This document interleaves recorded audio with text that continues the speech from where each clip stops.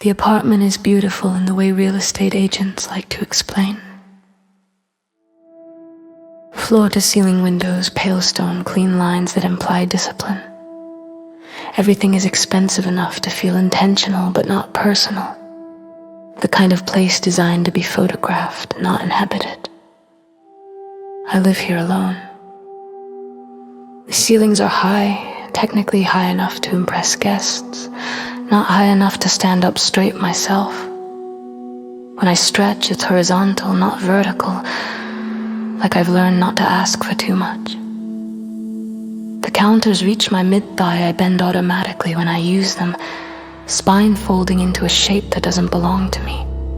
I try adjusting the stools once, pushing them back, but that only makes the angles worse. Everything here assumes a body that stops earlier than mine does. The shower is worse. The water hits my chest instead of my shoulders. I crouch to rinse my hair, knees bent back rounded, careful not to touch the glass. Steam fogs the enclosure unevenly. I never quite get warm. I turn the water off early. Nothing is broken. That's the problem. The couch is sculptural, low, wide, expensive. When I sit, it looks like a floor cushion. My weight settles into it without resistance, compressing something meant to suggest comfort, never to provide it. My legs extend far past the edge. I don't pull them in. I knock a lamp over on purpose. It tips, rolls, and stops without shattering.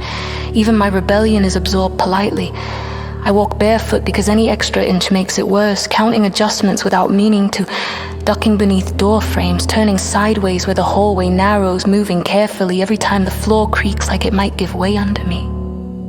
The dining table is set for 4 toddlers. From the outside, this place reads a success. Anyone would say I'm lucky to live here. They'd be right in the way people are right when they don't have to use something themselves. Wealth buys access, it buys proximity, it buys the illusion that everything can be fixed by replacing it. It does not buy relief from suffocation. I sit on the floor with my back against the sofa and scroll through messages. I haven't answered on a phone that feels too small in my hands. Invitations, offers, notes from people who want to see me framed in rooms like this one. Windows, city lights, angles that make sense to them. A thought settles slowly, like something that's been waiting to be named. This is just another gilded cage. Expensive, polished, still not mine. I crawl to the window and press my forehead against the glass. The city looks right from here. Dense, vertical, busy with lives that fit inside it. The scale makes sense until I remember where I am in relation to it.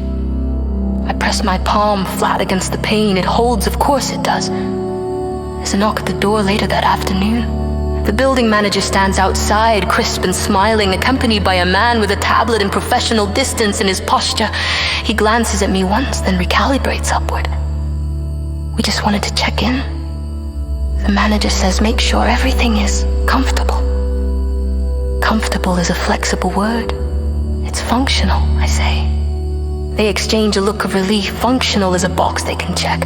We can make adjustments. The man with the tablet offers custom fixtures, reinforced furniture. We've done work for professional athletes before. I picture thicker counters, taller chairs, a shower head raised by a few inches, solutions that assume this is temporary. I'm outgrowing it, I say.